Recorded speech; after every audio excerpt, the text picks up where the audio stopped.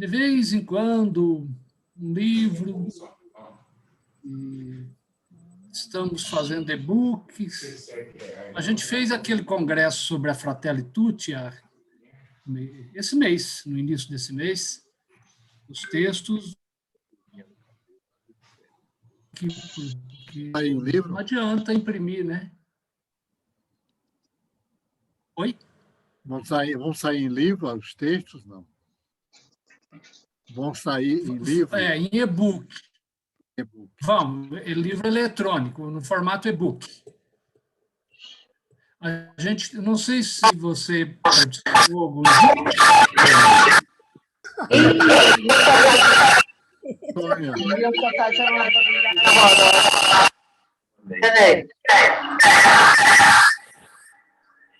Eu acho que... João, coloque os 2 microfones dela no mudo. Vou ter que... Ela está em 2 João, coloque os 2 microfones dela no mudo, da Sônia. Tem 2 imagens dela aí. E todos os 2 estão abertos.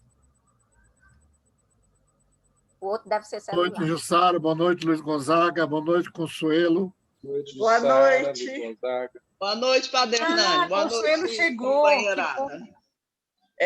Não consegui não, Sueli. Mas eu vou insistindo. Hoje a prioridade é militares.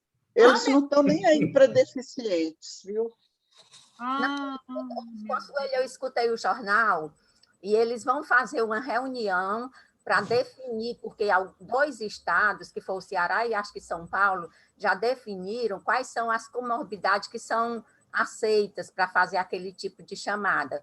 Então, aqui em Brasília não está definido, ainda ia ter uma reunião para definir, porque eu também tenho uma filha que tem problema, aí eu fui perguntar. Então, não está definido e não adianta ir por conta daquela confusão que aconteceu.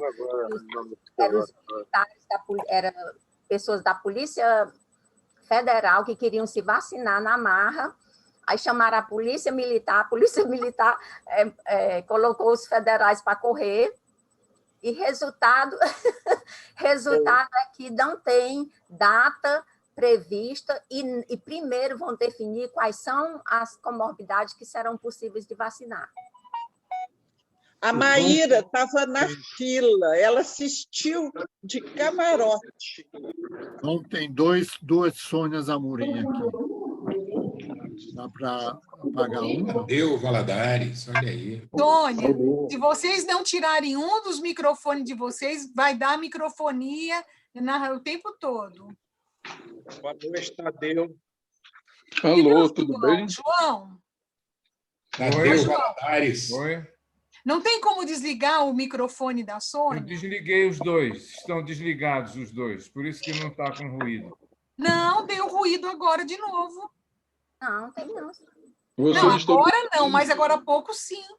Mas foi antes de eu desligar, Sueli. Tá, desculpa. Vocês estão me ouvindo? Perfeitamente. Apesar de não estarmos vendo. Não estão vendo, mas estão ouvindo, já é 50%.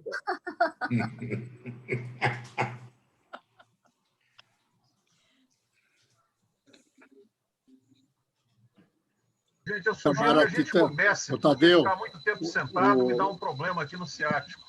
O Itamaraty está em festa hoje, né, Tadeu? Eu acho que você é um otimista incorrigível. Consuelo, já podemos começar, né, Consuelo? Sim, por favor. Certamente, Hernani, certamente está em festa.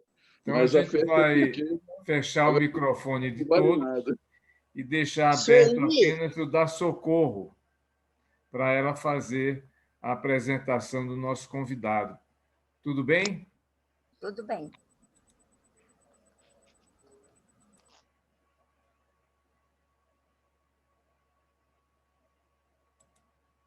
Ela está muda. Eu estou abrindo.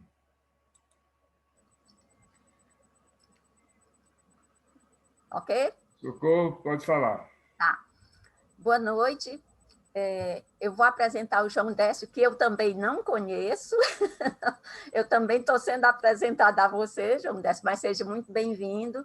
e agradecer o Padre Hernani, que já começou a explicar como é o nosso encontro. Então, toda terça a gente tem esse encontro, e fiquei feliz em saber que você é o autor do livro que deu origem ao nome do nosso encontro, que é Observatório Político. Esse encontro se chama Observatório Político, e acontece toda terça, começa às 18 e vai até às 20, 20 e 30, às vezes, no máximo.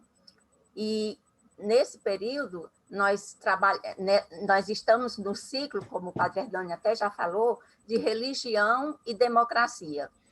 Então, apresentando formalmente, o João Décio é uma pessoa, eu fui ver o currículo, fiquei bem encantada com tanta coisa que você é, viu? Você é uma pessoa muito... É um poliglota até, e eu fiquei muito encantada. Então, tem graduação em filosofia, em teologia, ministra ciências da religião pela Pontifícia Universidade Católica de São Paulo, mestrado em teologia pelo Instituto São Paulo de Estudos Superiores e doutorado em ciências sociais pela Pontifícia Universidade Católica de São Paulo. Então, é entre São Paulo e Minas, né? Os estudos que aconteceram. O professor é destaque na área acadêmica, pelo Departamento de Ciência da Religião, na PUC São Paulo. Tem pesquisas temáticas relacionadas à epistemologia das ciências da religião e processos de institucionalização do cristianismo. Nesse último campo, ele desenvolve atualmente, não sei se esse atualmente ainda é agora, mas trabalhos a partir do Concílio Vaticano II, sendo que a sua última publicação foi o Dicionário do Concílio Vaticano II, última publicação nessa área, né? Porque de publicação nós temos que você lançou recentemente 2 livros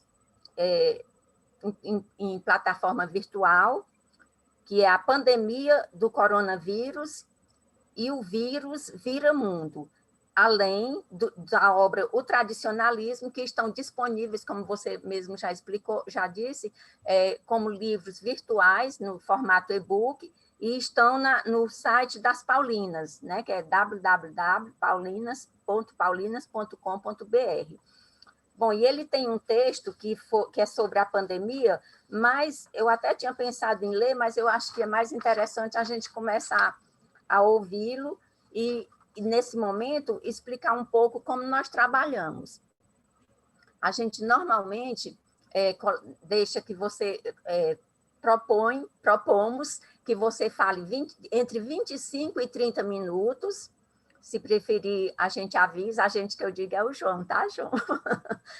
Avisa quando estiver chegando no final, e depois a gente abre para contribuições, reflexões, perguntas, ou seja, de fato, o debate. Aí, cada participante, a gente abre para 2 minutos e depois retoma para você. Quando a gente abre, normalmente a gente coloca que seja uma rodada de 4 ou 5 participantes, e aí volta a palavra para você. Se você estiver de acordo com esse formato de palestra, de discussão com a gente, então aí nós já podemos começar agradecendo muito a sua presença. Você é uma pessoa, por tudo que li, você é muito querido, muito competente, e seja muito bem-vindo ao nosso encontro. Muito obrigado, Socorro, prazer. Prazer. Conhecê-lo, um prazer muito grande estar aqui.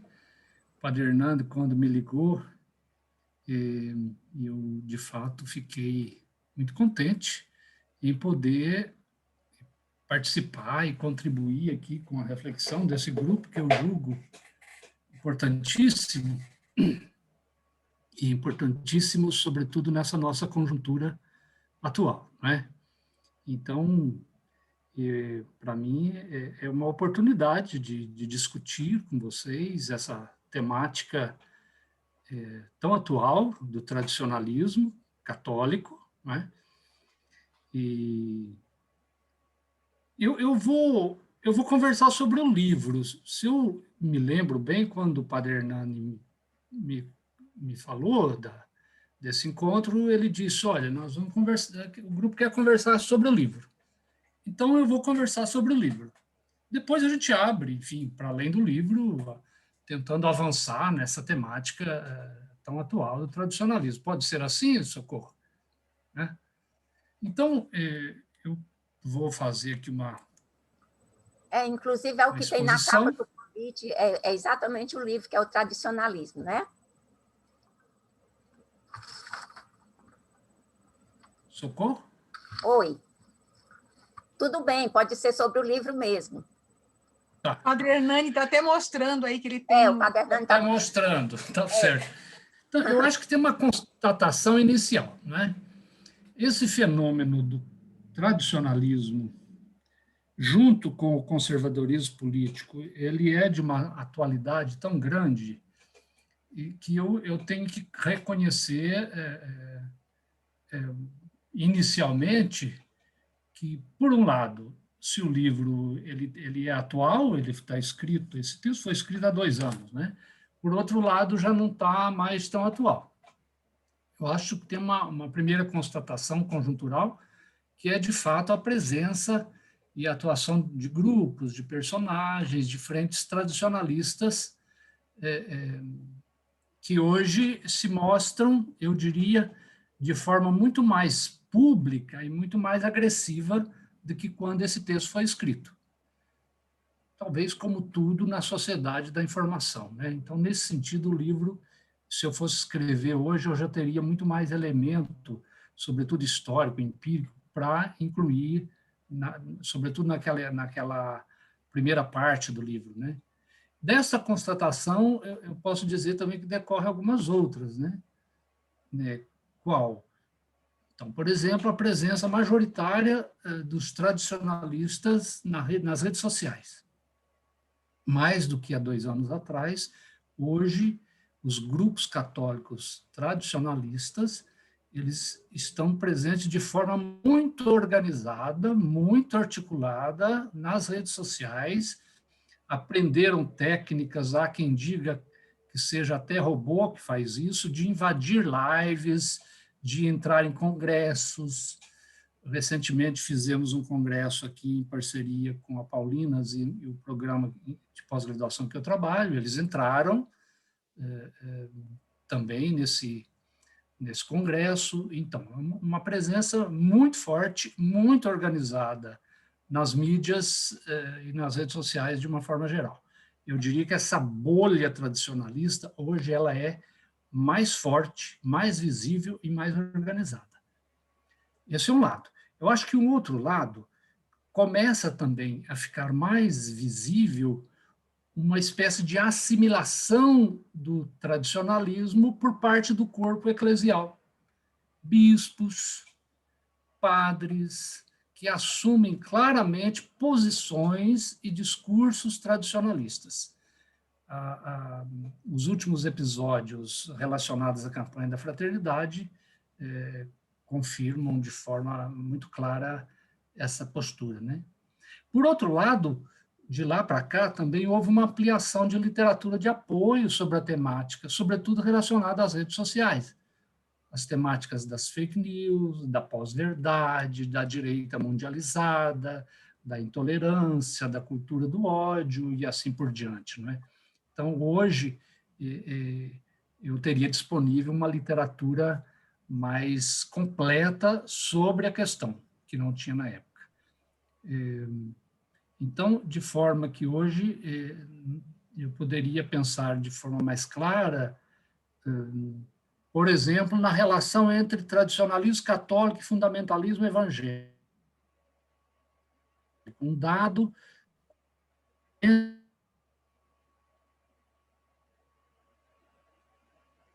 conservador no governo Bolsonaro. De lá para cá, mais e mais se falou nisso. Então, mapeando, por exemplo, a presença desse fenômeno nos Estados Unidos.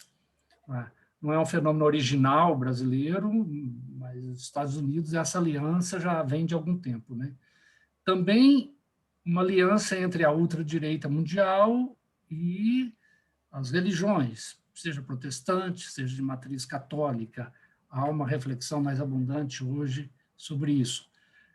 Também a relação de oposição dos tradicionalistas ao Papa Francisco. Eu acabei de ler essa semana um livro de um biógrafo francês, que é o Yves Chiron, que, aliás, é interessante porque ele é muito ligado a grupos tradicionais, não tradicionalistas, é um católico tradicional. Ele escreveu um livro muito curioso, em que o nome do livro é Françoisphobie, né?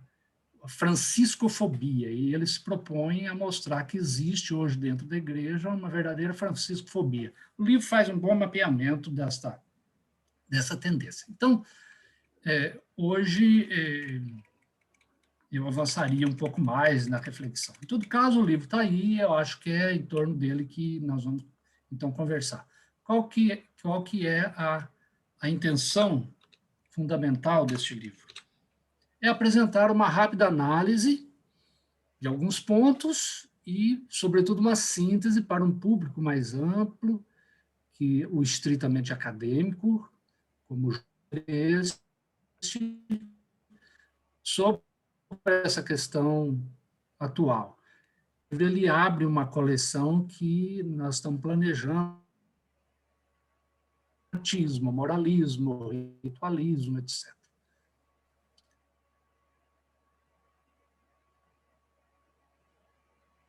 Essa temática. Qual que é o objeto da reflexão do livro? É o tradicionalismo católico. Eu optei por fazer essa delimitação interna ao tradicionalismo católico. Entendo, aliás, que este conceito ele é muito ambientado, é quase que um conceito endógeno do catolicismo, embora, por analogia, a gente possa aplicá-lo a outros grupos. Não é? Trabalho com a qual seria a possibilidade aqui de fazer uma verificação da origem católica do tradicionalismo. O tradicionalismo como um produto da Igreja Católica no percurso de relacionamento da Igreja Católica com a modernidade. Então, nesse sentido, o tradicionalismo é um fenômeno moderno. Engana quem pensa que o tradicionalismo é um fenômeno medieval, né? É um fenômeno moderno. Aqui tem um limite analítico. Uma vez que eu parti de uma análise interna do tradicionalismo, eu não optei por uma análise geopolítica, da geopolítica conservadora, mundializada, na qual esse fenômeno, obviamente, se insere. Seria uma outra maneira, partir de um olhar da geopolítica conservadora que se mundializa, e aí dentro inserir o tradicionalismo. Recentemente, quem fez isso de uma forma bastante interessante é o teólogo espanhol, Tamayo. Ele escreveu um livro chamado A Internacional do Ódio, que, no fundo, é mostrar como é que há uma geopolítica do ódio que se expande pelo planeta e se organiza politicamente pelo planeta, e que ele chamou de Internacional do Ódio. Mas eu não adotei essa perspectiva, de forma que eu tenho um olhar mais limitado ao interno da Igreja Católica. É uma opção, obviamente, de análise que tem o seu mérito e o seu limite. Essa reflexão ela tem um lugar e um enfoque, tem um lugar eclesial, menos explícito, né? Mas que acaba se mostrando, sobretudo, no final do livro. Qual é o lugar a partir de onde eu falo? Eu falo a partir de alguém que acredita no adornamento do Vaticano II, com todas as suas decorrências pelo planeta fora e, de modo muito particular, na América Latina e no Brasil. Falo como alguém engajado, portanto, eclesialmente, que também tem hoje uma aposta no pontificado do Papa Francisco. O enfoque que eu adoto é uma abordagem histórico-social e teológica, portanto, é um livro que tem um olhar interdisciplinar sobre o assunto, Entendo o tradicionalismo como uma construção histórico-social que afirma o passado como referência para compreender e se posicionar no presente. E o conjunto da reflexão, quem lê o livro pôde observar que segue mais ou menos o clássico método ver, julgar, agir, que eu entendo ser um método ainda bastante interessante, sobretudo para o público a que se destina o livro. A reflexão tem alguns eixos que eu passo agora a expor. Primeiro, há uma presença pública do tradicionalismo na sociedade e na igreja, nas mídias, em discursos e em posturas.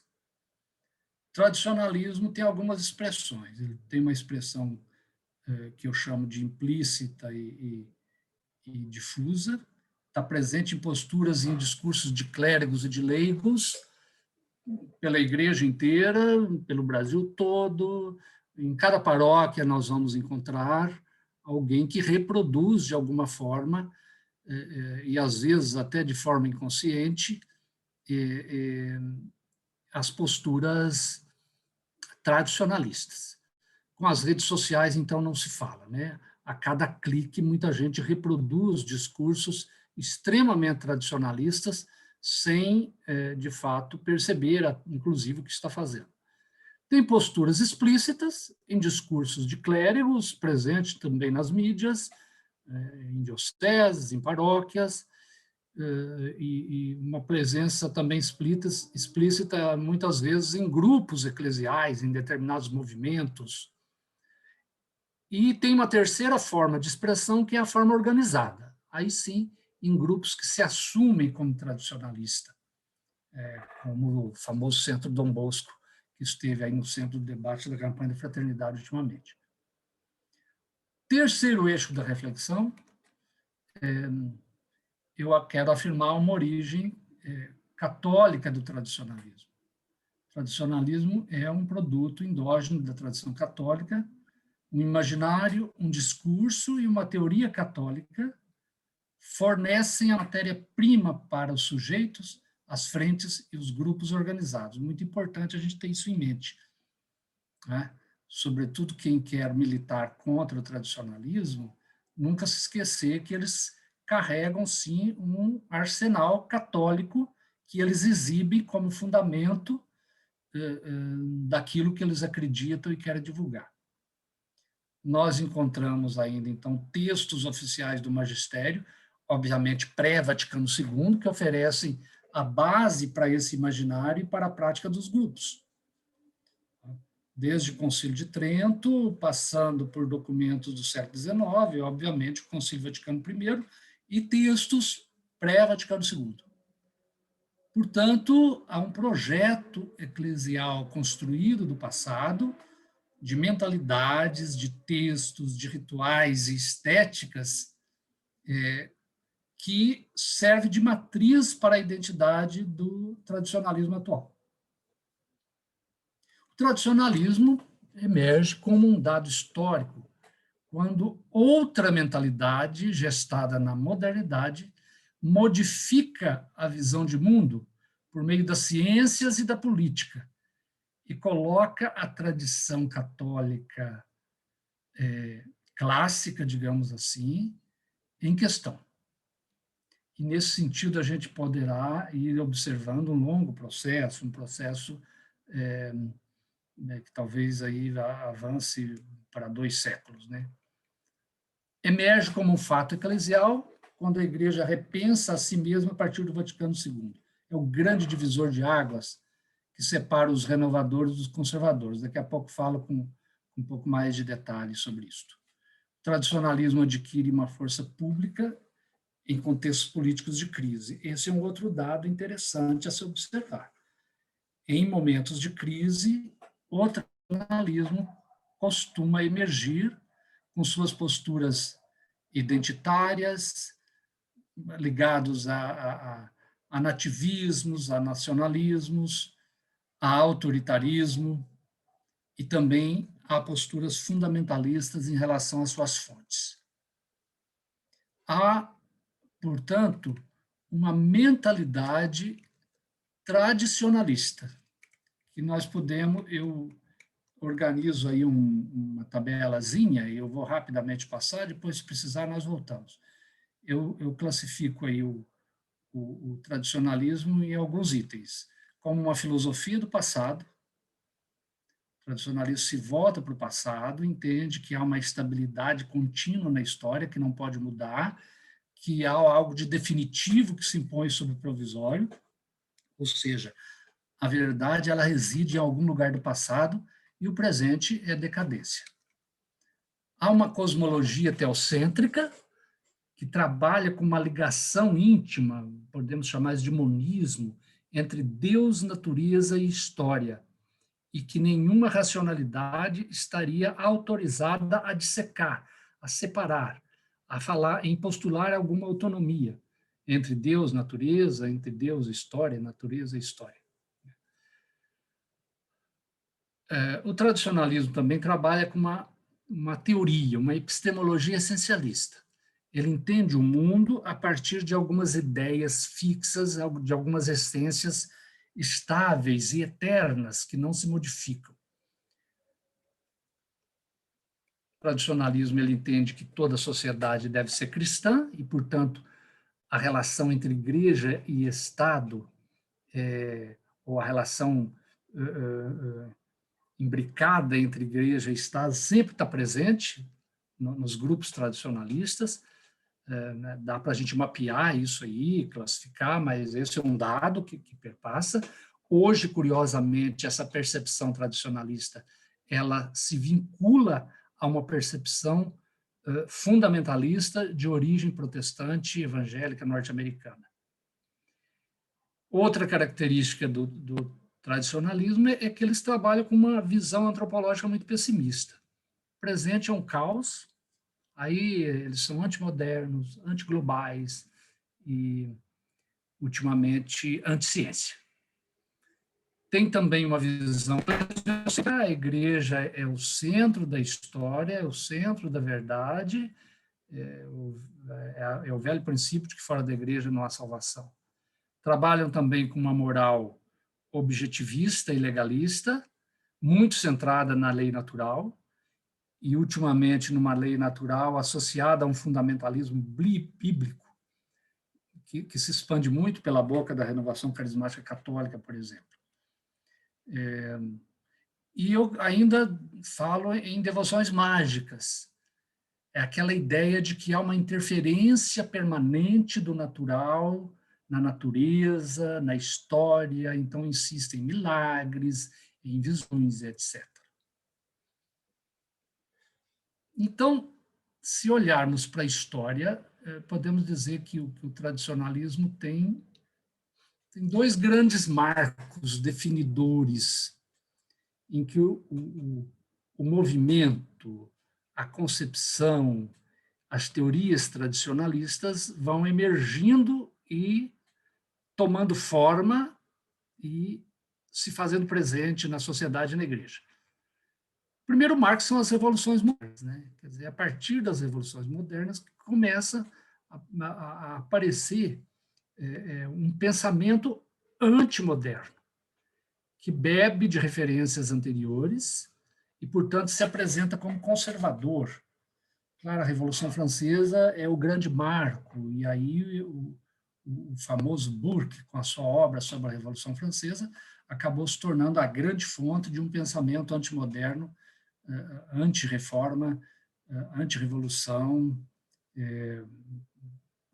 que alimentou tanto a filosofia quanto a teologia, não é? Claro, isso tudo vai sendo costurado internamente na Igreja Católica, até que o Vaticano I se torne a grande síntese de tudo isso. O segundo marco definidor, como eu já disse, é o Concílio Vaticano II. O Concílio Vaticano II foi um acerto de contas da Igreja Católica, uma outra história que já havia se configurado na ciência, na política, na sociedade, na cultura de uma forma geral. Eu diria que o Concílio Vaticano II foi um grande confronto, um confronto epistemológico radical entre um modo de ver e de pensar da velha escolástica com outro modo de pensar que vinha sendo construído por teologias novas, que usava não mais a escolástica como a grande fonte, mas usava a Bíblia e retomava, inclusive, também a patrística. Esse confronto ele está muito presente durante todo o percurso das 4 sessões do Concílio Vaticano II. O Concílio Vaticano II faz ainda um segundo confronto importante que podemos chamar de hermenêutica, que tem a ver com a interpretação das coisas. E aqui, na base dessa interpretação, a ideia antiga, que vinha repassada, de que tradição é repetição, que se liga aos concílios modernos, sobretudo, a partir de Trento, a ideia de que a Igreja Católica é portadora de uma tradição que deve ser preservada intactamente, versus a ideia de tradição como renovação. A esse respeito, o discurso de abertura do Concílio Vaticano II por parte de João XXIII é muito interessante. Há um confronto teológico. Tem um teólogo italiano que vive nos Estados Unidos, o Fagioli, ele fala que dentro do concílio houve um confronto de 2 escolas teológicas básicas, entre os agostinianos e os tomistas. 2 modos bastante distintos de fazer teologia, de interpretar a realidade, e que vinha de um confronto mais antigo, desde a formação das universidades, mas aqui, no Concílio Vaticano II, também se manifesta. Há ainda um confronto eclesiológico entre uma percepção hierarcológica, para usar aqui o termo do Padre Congar, uma visão de que a igreja ela é a hierarquia, e de que a igreja é um corpo, é uma comunidade, seja com a ideia de comunhão, de corpo místico, que o Pio XII já havia lançado as bases, a igreja povo de Deus. De qualquer forma, a ideia de uma comunidade. A igreja se define como essa comunidade, não como hierarquia. Esse confronto está presente e vai estourar em outras temáticas, como, por exemplo, a ideia de colegialidade.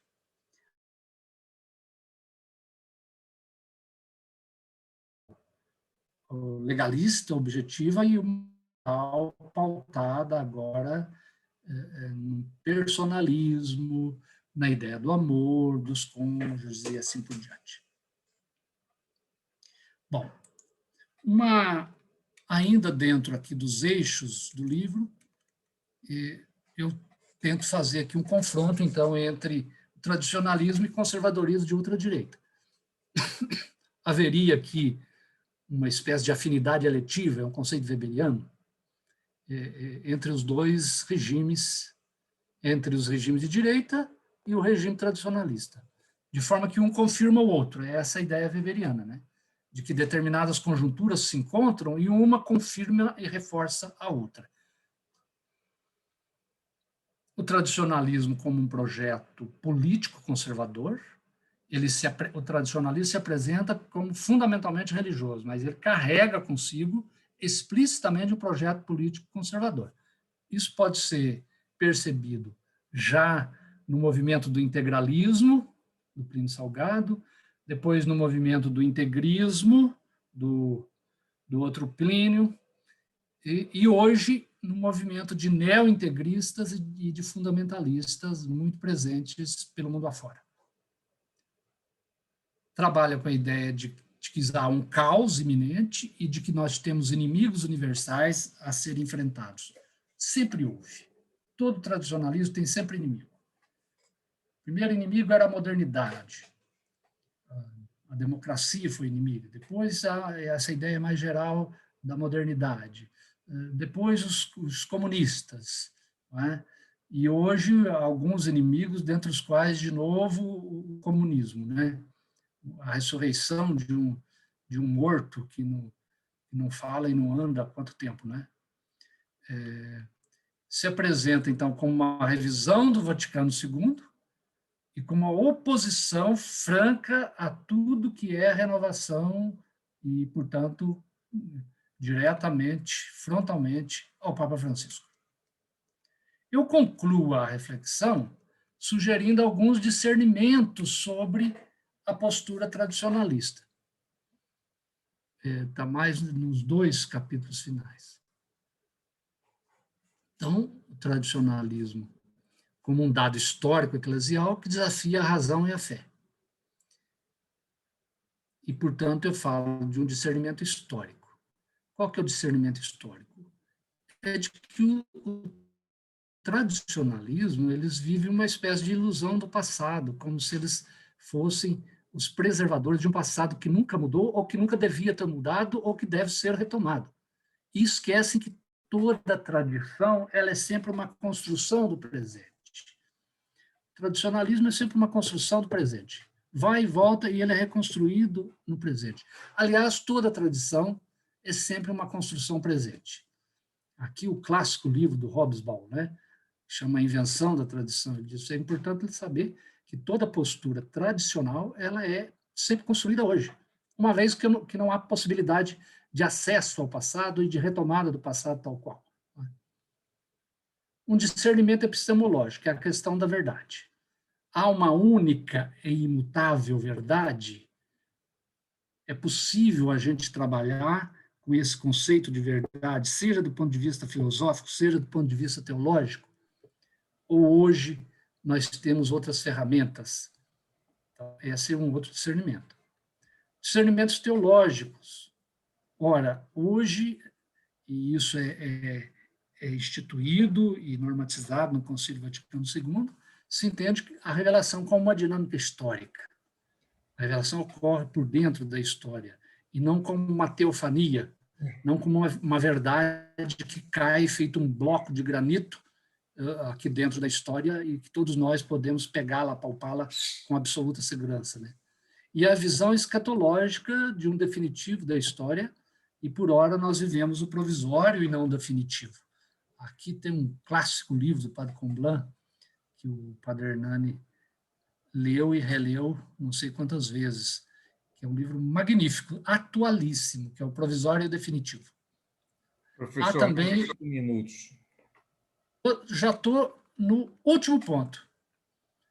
E a necessidade de um discernimento eclesial. A ideia de um consenso de fé na igreja, né? A tradição católica ela é afirmada, reproduzida e vivenciada como a transmissão sempre presente em uma comunidade de fé. O tradicionalismo, muitas vezes, dá as costas para o consenso eclesial. Dá as costas para o magistério papal, cria um outro magistério, dá as costas para os magistérios locais, para a CNBB e assim vai, né? Quer dizer, a própria noção de tradição como transmissão sempre renovada e o magistério eclesial como a chave atual de discernimento, de interpretação e de atualização da tradição. Os tradicionalistas bebem de uma outra perspectiva, de que a tradição ela é uma única, estável,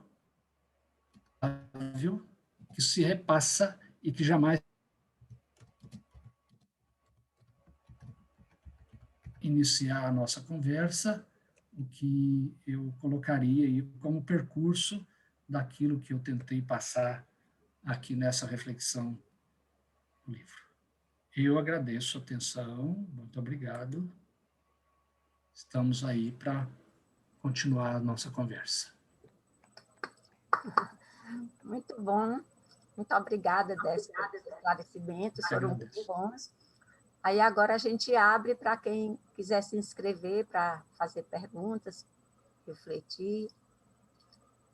Padre Hernani, enquanto o Padre Hernani está falando, quem mais vai falar, quem mais quiser se inscrever, tá? Com a palavra, Padre Hernani. Escrevi na mãozinha. Pois é, quem levantar a mãozinha ou escrever do chat, por enquanto eu só vi o Padre Hernani. A Sueli também, já está aí. A Sueli? E o Padre Thierry. Então, em primeiro lugar, parabenizar o João Décio, que me parece que realmente foi uma exposição sólida, séria, que nos faz pensar. Agora, João, eu estava querendo lhe ajudar um pouquinho, pedir licença.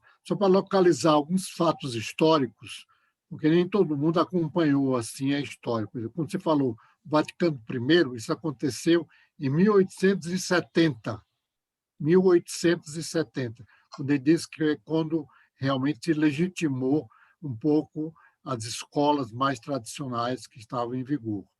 E o Conselho Vaticano II aconteceu em 1962 a 1965, que ele colocou como realmente um ponto de referência, quase com uma ruptura histórica com tudo aquilo que representava tanto Trento, que foi no século XVI, como o Concílio Vaticano I, que foi no século XIX. Mas, quando você se referiu, João, agora a minha questão, a esse livro,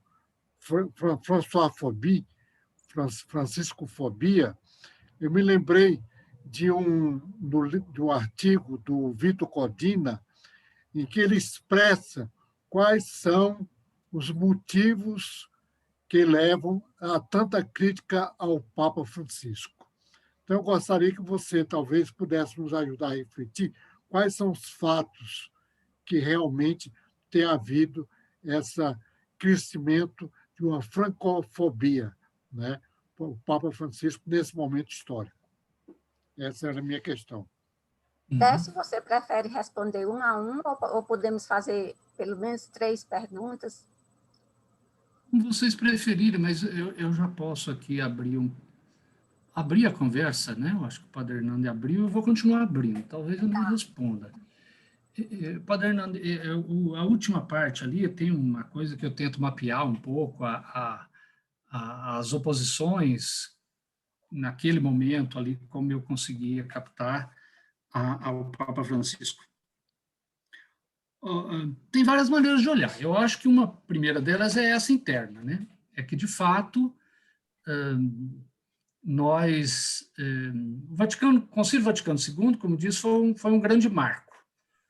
E é um grande marco que, de fato, separou a tendência católica que abraçou e apostou no projeto de adornamento apresentado pelo Papa João XXIII, de maneira diferenciada pelo mundo afora, mas, sobretudo, aqui na América Latina, de uma forma muito criativa, seja do ponto de vista da organização do episcopado latino-americano, das metodologias pastorais e, obviamente, da reflexão teológica latino-americana.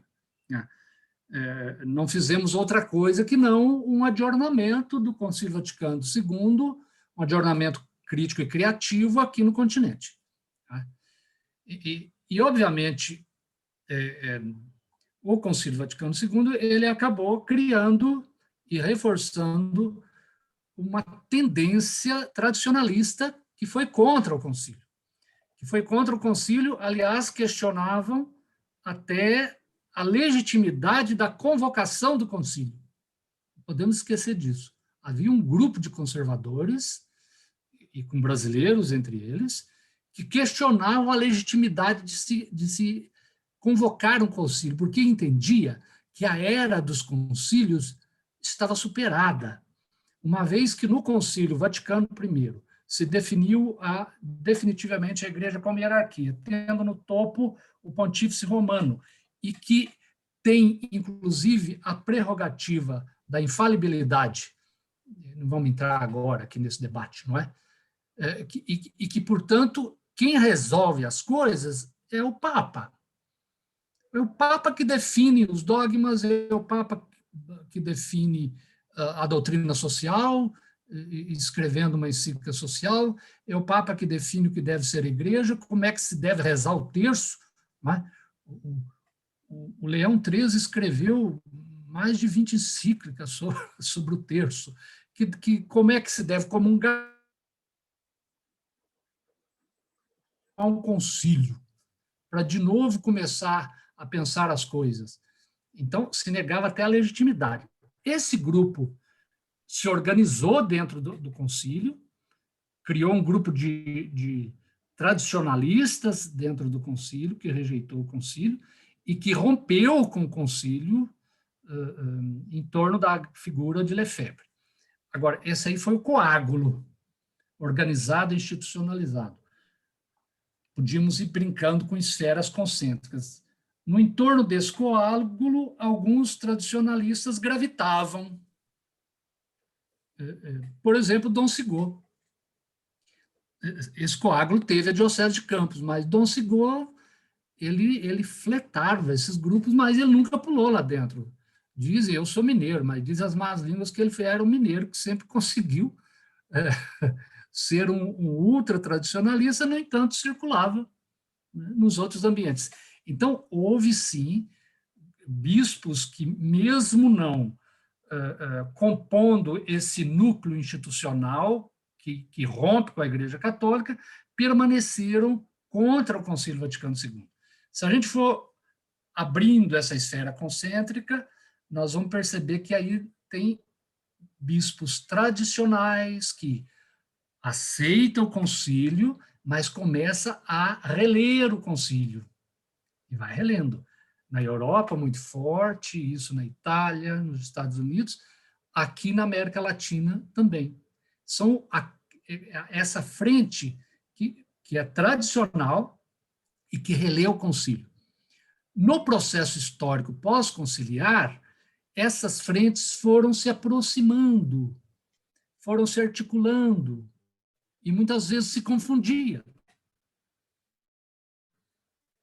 Esse movimento tradicionalista, ele se ampliou, de alguma forma ele se dissolveu, a Diocese de Campos hoje está integrada, aqueles grupos que haviam saído começaram a retornar, por exemplo, os arautos do Evangelho. Então, o tradicionalismo foi se dissolvendo na Igreja Católica. Nesse sentido, ele foi sendo mais naturalizado.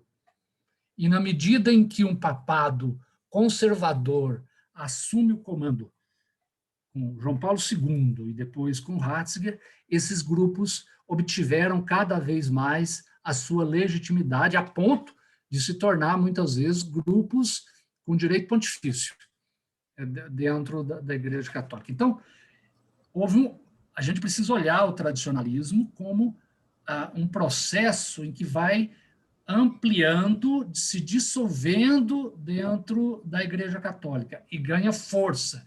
E continua, eu acho que esse processo continua e continua ganhando força. Então, essa é uma primeira observação que a gente poderia fazer numa espécie de leitura sociológica do processo de transformação da Igreja no epicentro do Concílio Vaticano II. Agora, tem uma outra maneira que é externa de olhar essa questão. Como eu já disse, que eu não optei pelo livro. Eu acho que essa maneira externa ela tem me provocado muito. É de analisar esse fenômeno a partir de fora. E eu não tenho dúvida que aqui a gente precisaria olhar a geopolítica norte-americana. A partir de uma geopolítica conservadora norte-americana, muito capitaneada pelo Partido Republicano, numa leitura fundamentalista da Bíblia, numa afirmação que vai se crescendo de uma espécie de identidade cristã ocidental, nesta geopolítica, a gente encontra o nacionalismo católico com o conservadorismo político e religioso que se expande a partir da América do Norte. Então, aí nós temos a figura do Trump, ultimamente, e o grande articulador, o Steve Bannon, talvez como a grande chave para entender tudo isso. Não é? Nós tivemos aqui, a gente tem um observatório Papa Francisco, a gente teve algumas conferências com uma diplomata da Embaixada Brasileira na Santa Sé. Ela falou, inclusive, nesse simpósio que nós fizemos. O nome dela é Marisol. Ela fez um estudo sobre a geopolítica do Papa Francisco na diplomacia internacional. E ela sugere, sim, que o Papa Francisco hoje é a grande chave para se entender a política internacional, cujo centro é a ideia do multilateralismo. essa frente conservadora, ela avança cada vez mais como anti-multilateralismo, contra o globalismo, né? Acabou de cair ontem aqui o nosso magnífico chanceler, né? A história vai ter que escrever muito sobre ele. Né? Vai. É essa a ideia. E os nacionalismos, os soberanismos que se firmam nos movimentos conservadores, eles sim se opõem ao Papa Francisco por entender que o Papa Francisco é, sem dúvida, um perigo para esse projeto que hoje foi se implantando nos Certo. Décio, nós temos 3 pessoas inscritas. Aí eu vou... E eu estou falando demais. Não, você está falando... Vamos lá. Está ótima a sua fala, mas é porque tem 3 inscritos, e aí eu te pergunto se eles podem se colocarem os 3, e aí você Vamos lá. Pode ser? Pode ser. Pois tá bom. Então, com a palavra o Padre Thierry, e depois a Sueli, depois Gilberto Carlos. Boa noite para todos e todas. 3 perguntas pequenas. Primeira, eu não captei bem o livro de Comblain, que o Padre Hernani já leu 40 vezes. Eu não sei de que livro, falou que houve uma pequena interrupção. De que livro se trata? Deixa eu responder já, porque é pontual, Padre Thierry. O livro chama O Provisório e o Definitivo. É um livro da década de 60. O Padre Hernani foi pegar o livro, quer ver? É um grande livro, é muito bom. Esse livro deve ser de 68. Original em português ou francês? Ele escreveu em português esse livro. Escreveu em português já? Escreveu.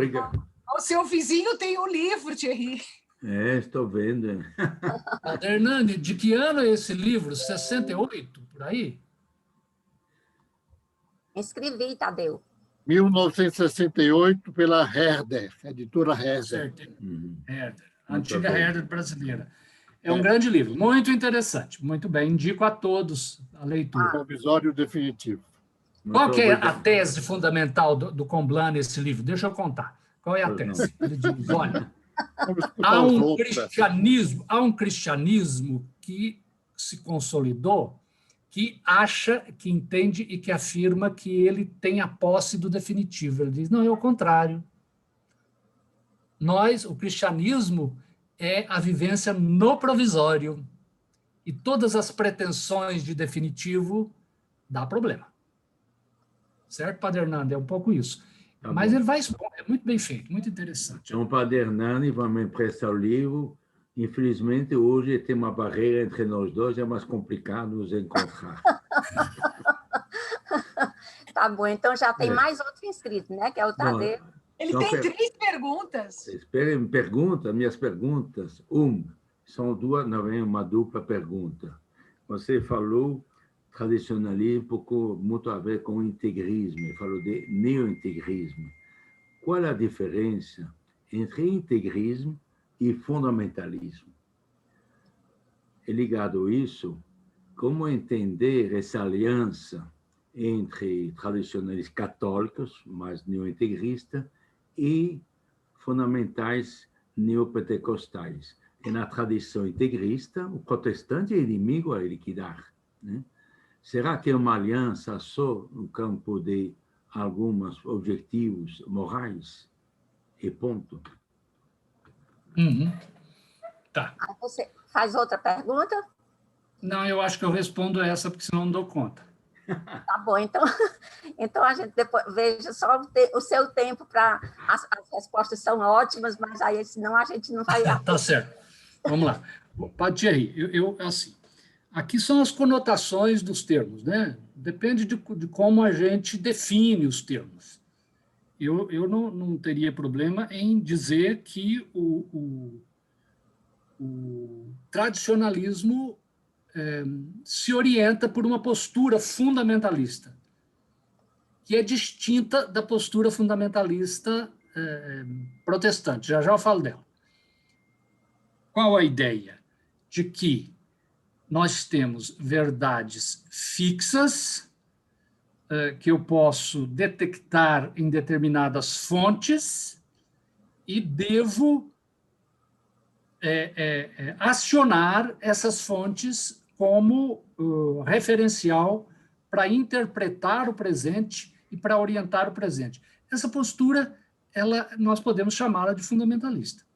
Então, nesse sentido, o tradicionalismo ele é fundamentalista. Agora, o termo fundamentalista ele é utilizado normalmente, ou originalmente, para definir uma postura protestante que emerge no século XIX.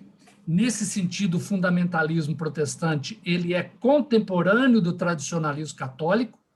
Isso aqui dá uma boa análise, e que tem como grande inimigo a teologia liberal protestante, que propunha uma presença social dos protestantes na história, por um lado, e propunha, obviamente, um diálogo com a ciência e a aceitação e aplicação do método histórico crítico para entender a Bíblia. É aí que nasce o fundamentalismo protestante.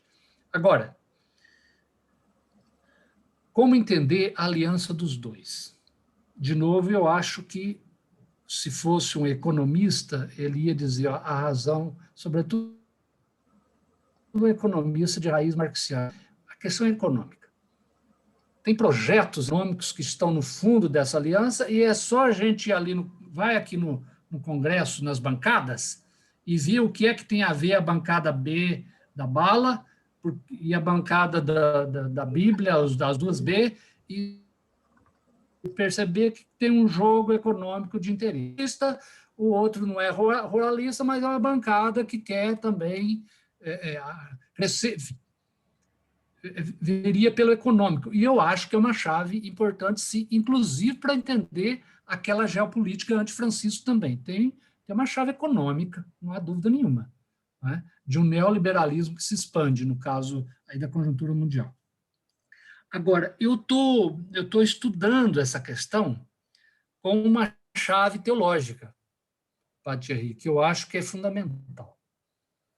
Essa chave teológica, se for até o fim, a gente apanha muito por conta dela. Eu escrevi um artigo que saiu na revista Horizonte, lá da PUC Minas, e que eu faço a pergunta se hoje existe no governo brasileiro uma teocracia. E eu comecei a pensar essa questão e tenho avançado um pouco nela. Eu acho que um elemento de união do fundamentalismo com o tradicionalismo é teológico. É econômico, com certeza, mas é teológico. Qual a ideia teológica? É a ideia do Pantocrator, a ideia de um Deus todo-poderoso que comanda a natureza como causa imediata, que comanda a história com modelos políticos que eu extraio da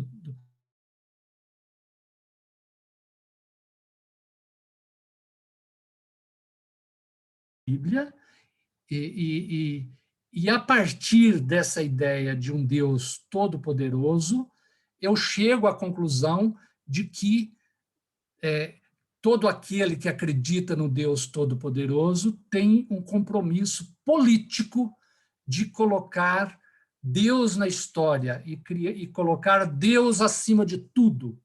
Não é esse o lema que rola aí? Esse já era o lema do integralismo. Era Deus, pátria e família. Agora, hoje eu recebi aqui por WhatsApp uma chamada para dia 31 de março, de uma nova caminhada de Deus com a família pela liberdade. Vai sair de frente da Igreja Imaculada Conceição, aqui na Brigadeiro Luiz Antônio. Quem conhece São Paulo sabe onde fica isso, ali na região da Paulista. Eu acho que é essa teologia que tem um lastro fundamentalista muito forte. Eu acho que essa teologia do Deus Todo-Poderoso, ela evoluiu no mundo pentecostal de uma percepção interna antipolítica, onde Deus comanda a minha vida pessoal, para uma percepção de prosperidade em que Deus comanda a minha vida profissional, percepção política como a última frente, em que Deus deve comandar. Começou do legislativo e agora chegou no executivo. Este percurso, a gente acha ele muito explícito aqui no Brasil, mas a gente encontra ele também em outros movimentos de ultradireita política. No meu modo de ver, a gente precisa fazer uma revisão teológica do que vem essa história de Deus Poderoso. No meu modo de ver, é muito simples. O cristianismo já matou essa ideia. A cruz cristã é a morte do Deus Todo-Poderoso, né? Aqui tem vários paradigmas para a gente fazer a releitura. O Deus cristão é amor, não é? É fundamentalmente amor. Então, eu acho que, no meu modo de ver, é essa chave. Há um Deus Todo-Poderoso que comanda o planeta, que comanda a história, que deve comandar os governos. E isso faz com que católico tradicionalista de Nossa Senhora de Fátima consagre o Brasil ao coração de Maria e os crentes ficam quietos. Não mugiu e nem rugiu. E o Bolsonaro fala de ministro terrivelmente evangélico e os tradicionalistas, que sempre se arrepiaram, quietinhos, numa boa. Eu acho que aqui tem essa ideia que cimenta o conjunto todo. Agora, obviamente, que essa ideia é uma ideologia, não é teologia, é uma ideologia que cimenta essas alianças econômicas, políticas, interesseiras, etc. Vou escutar um pouco agora mais os outros, né? Bom, muito obrigada. E agora com a palavra a Sueli. Eu acho que a minha fala também vai no sentido das manifestações. Também me causou arrepio, eu vi essa convocação da Marcha da Família, lá da Brigadeiro. A sorte é que eles são tão confusos que eles colocaram o endereço da igreja errado. O número da Brigadeiro, a gente já conferiu, os padres não estão sabendo de nada, e não é o número, né, eles são confusos mesmo. Então, capuchinhos que trabalham lá, imagina que eles fazem. Não são eles, certamente, que estão à frente disso. Como esse outro grupo do Rio de Janeiro usou os salesianos, Dom Bosco, e também não tem nenhum lastro com os salesianos. Então, parece que esses grupos precisam também, para fundamentar as suas verdades, de buscar na Igreja Católica também alguns pilares.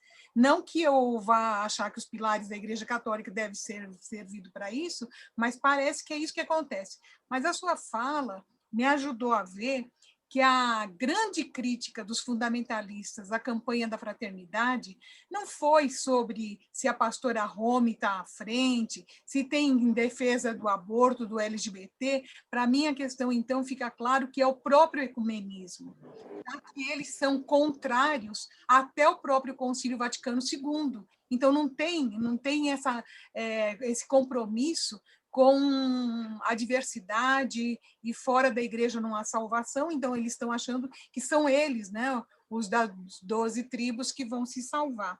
Então, a questão para mim fica a pergunta da laicidade.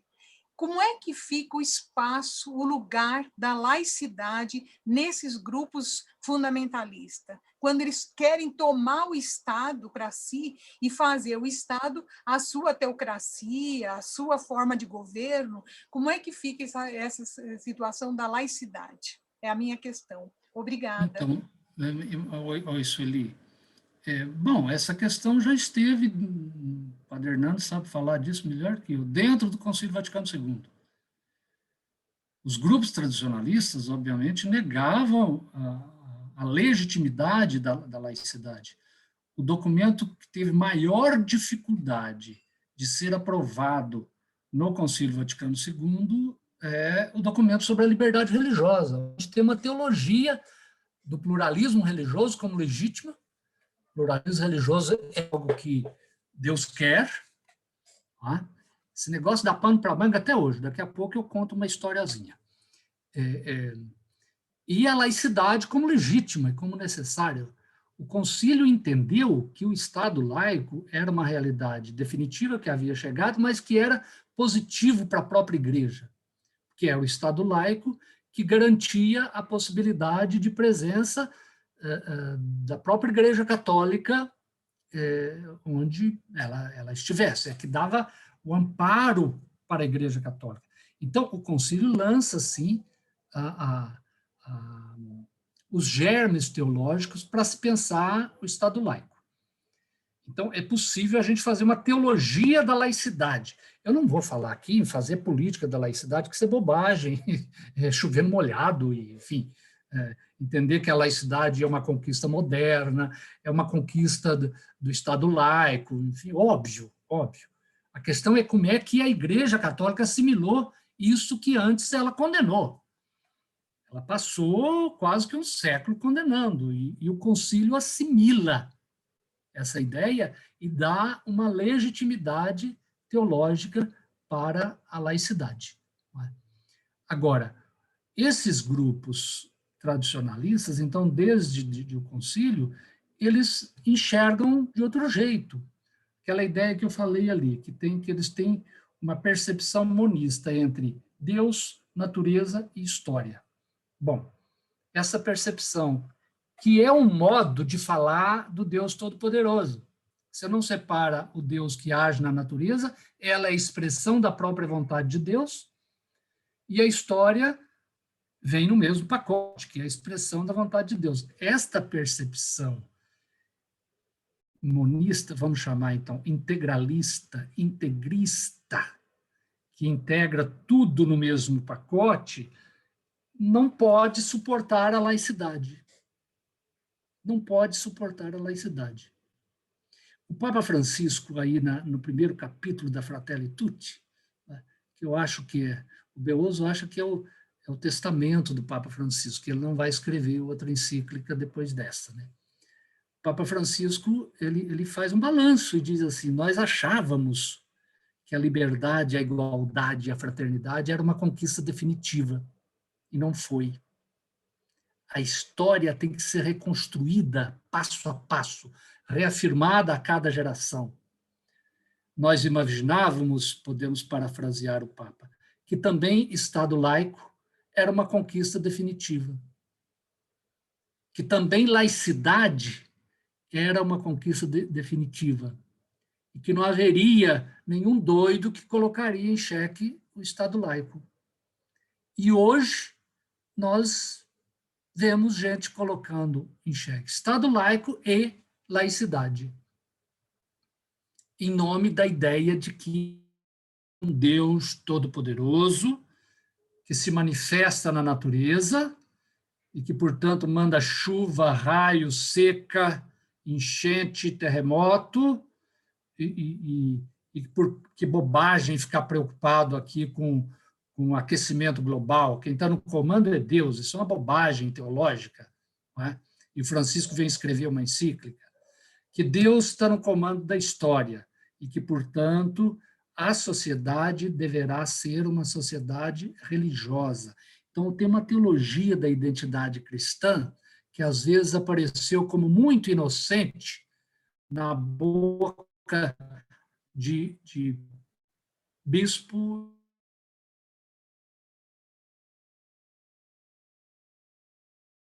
cristã, católica, a preservar.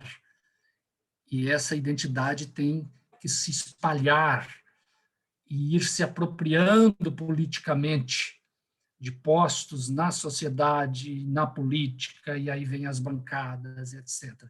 Então, eu acho que a gente está vivendo uma época de emergência de conservadorismo e tradicionalismo, e o Francisco tem razão, que a história está em pedaços. E a gente precisa reafirmar de novo esses princípios e esses valores que a modernidade havia instituído como seguros e que o Concílio Vaticano II havia oferecido a base teológica para a laicidade. A gente tem que pensar de novo a teologia da autonomia das realidades terrestres, que Deus e natureza não têm ligação direta. Aliás, Tomás de Aquino fez isso. Esquecem disso. Os tradicionalistas esquecem disso. Tomás distinguia causa primeira e causa segunda. A natureza, ela age como causa segunda, ela é autônoma. Ele é aristotélico. A natureza tem lei autônoma. Tomás não acredita nunca que Deus é que manda chuva.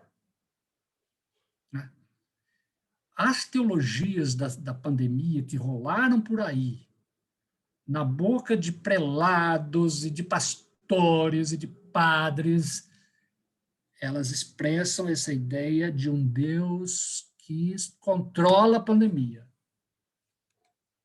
Então, vamos fazer controles rituais. Vamos fazer procissão do Santíssimo, de helicóptero, rodeando a cidade, demarcando a cidade.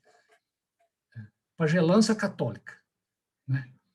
Vamos pregar, eu ouvi isso de um padre de uma TV católica, vamos pregar na porta um crucifixo, porque tanto quanto lá no Egito, o sangue do cordeiro impediu que os filhos dos hebreus fossem sacrificados pela praga do Egito, o vírus não entra dentro de casa. Não precisava nem de vacina, né? Usa crucifixo. Feitiçaria católica, macumba católica. Então, as macumbas católicas, elas estão na pauta diária dos grupos tradicionalistas, tanto quanto a do feijão, daquele pastor que vendeu um feijão, que se você plantasse o feijão, você enfrentava a pandemia. Fica tudo parece muito ridículo, mas não, é a cosmovisão que está por debaixo de um Deus muito mais para Zeus, né? É o Deus Zeus e não de Jesus, que comanda a natureza e que comanda, e Deus está no comando, Deus está no comando. Esses grupos repetem isso, comanda a história. Há uma urgência, uma necessidade da gente repensar Deus. O que os teólogos do século XX já haviam feito com a teologia das realidades terrestres. Essa teologia desapareceu, está desaparecendo na boca dos tradicionalistas. Então, laicidade é uma bobagem, laicidade é coisa de ateu, laicidade é coisa de comunista. Né? Enfrentar o debate climático, isso é uma bobagem, porque você tem um Deus todo-poderoso que está no comando. E eu vou ficar aqui perdendo tempo com isso? Tem uma teologia do Deus todo-poderoso escondida por debaixo dessas posturas. No meu modo de ver, inclusive, dos negacionismos. Eu acho que os negacionismos, né, tem gente que acha que o negacionismo é uma coisa interessante. Eu já vi aluno babaca falando isso. Ele é profundamente crente. Não é nem dúvida cética, clássica, que vem das escolas gregas antigas, que duvida porque quer questionar os caminhos de acesso à verdade, e nem dúvida cartesiana, que é metódica, né, que a gente duvida para desmontar e montar de novo. Nada. São crentes, são absolutamente crentes numa espécie de plano de pré-determinação, de um plano histórico pré-determinado, e que a gente segue esse plano pré-determinado, e por isso eu nego a ciência, e por isso eu nego a política, e por isso eu nego a vacina, e etc, etc. Bom, e agora... Mandei aqui. Aí agora com a palavra é o Gilberto. Boa noite aos irmãos e irmãs. Escutei aqui com muito entusiasmo e tentando fugir aqui em casa, porque é um desafio aqui em casa, em razão das crianças, que quando me vê em frente ao computador, elas ficam mais atiçadas, e até o cachorrinho que não quer que eu fique o tempo inteiro à disposição delas. Deixemos isso de lado. Eu gostei muito da sua colocação, porque, de um lado, nos últimos 30, 40 anos, os teólogos da libertação trabalhou muito, e até os historiadores da igreja, na dimensão desse movimento de igreja, dessas pastorais que construíram a recepção do Concílio Vaticano II no Brasil. E o tema do tradicionalismo católico ficou, de alguma maneira, esquecido, jogado, não se falou mais nisso, né? Se nós tivemos a figura extraordinária, maravilhosa, luminosa de Dom Helder Câmara, por outro lado, nós tivemos no mesmo concílio, trabalhando no lado inverso, o Sigô, o Castro Maia, que você também colocou. E gostei muito quando você colocou a imagem de Deus, que eu acho que a gente está vivendo o que Michel Louvier, sociólogo marxista, fala da guerra dos deuses. Tem 2 deuses, pelo menos, que disputam o imaginário religioso da sociedade brasileira e mundial. O Papa Francisco, salvo engano, aí o Padre Hernani pode corrigir, em 2018 ele lançou uma encíclica que desmonta esse Deus todo-poderoso. A encíclica sobre a misericórdia. Ele retoma a visão de um Deus misericordioso, que mostra que ele é poderosamente fraco. É um Deus que tem todo o poder, mas está limitado na liberdade que ele concede ao humano. E esse Deus, ele é sedutor, mas tão pouco compreendido, porque na sociedade a dimensão do poder, você colocou tão bem, esse Deus todo-poderoso, ele é muito forte no imaginário, no substrato religioso da comunidade brasileira e internacional. Agora, eu pergunto, né? Dá para situar, por exemplo, por mais que a gente veja bispos, padres, leigos e leigas nas comunidades com esse discurso tradicionalista, nos documentos oficiais, assim, o debate de hegemonia, vamos chamar assim, oficial, vamos dizer que o Concílio Vaticano II ganhou. Esse debate, esse momento, como você bem frisou, um momento de crise, e que esse tipo de expressão tradicional volta com força, mas, por outro lado, mostra que é fraqueza também, porque não conseguiu dar uma direção para a sociedade, um rumo. Se a gente for olhar, a gente está vivendo um desaguar de um projeto político, religioso, na figura do Bolsonaro. Esse projeto tem futuro? Aí eu pergunto, tem futuro, tem alcance de longa duração, vamos chamar assim? Ou é um refugar, é um último suspiro, é um suspiro a mais que a gente percebe na sociedade brasileira, desse reacionarismo que é natural na sociedade escravagista como a nossa. Obrigado.